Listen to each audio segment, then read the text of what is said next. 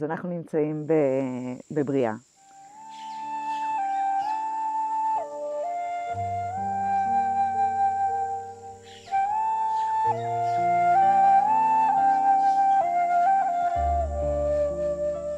החווה עצמה היא קודם כל גן עדן, בנויה ומושתתת על חקלאות שנקראת פרמקלצ'ר.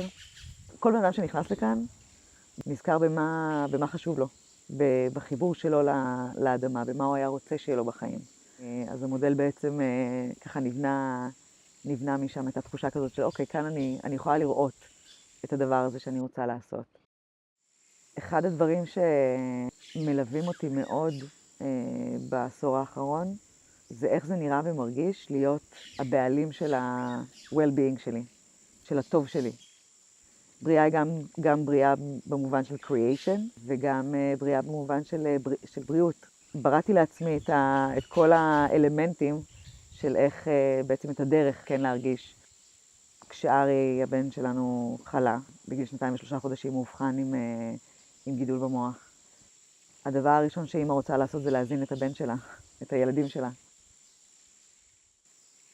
ואיפשהו בחיפושים שלי ראיתי תזונות וכו', וכאילו ראיתי שבסוף זה תלוי בשני דברים. אחד, מה אתה מכניס לפה, המשמעות של ריפוי לגוף דרך אדמה, בעצם שם נפגשתי עם זה.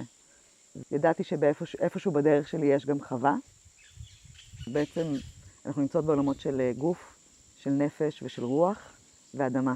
הרבה אנשים מדברים הם מחברים גוף ונפש כל הזמן. מדברים, אוקיי, גוף ונפש, גוף נפש, זה מאוד מאוד 70s. כשיוגה וכל מיני פילוסופיות מהמזרח הגיעו למערב, אז פתאום למדנו שיש קשר בין גוף לנפש. והדבר הזה שהוא חי וכל יום משתנה, זה בעצם רפלקשן של הבפנים שלנו.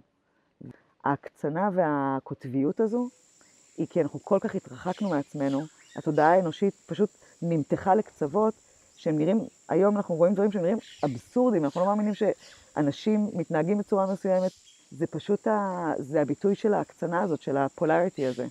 ואנחנו בעצם רוצות לפגוש אותה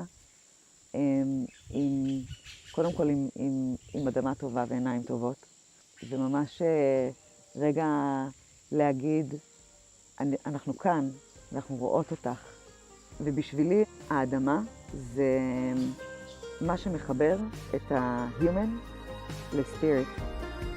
זה הקונקטור. באת אליי פתאום ואמרת לי בואי, אלוהים שומר מקום בקצה היום לנשים כמוך, לטיפשות כמוני כמעט שקעתי, אבל את באת לי פתאום.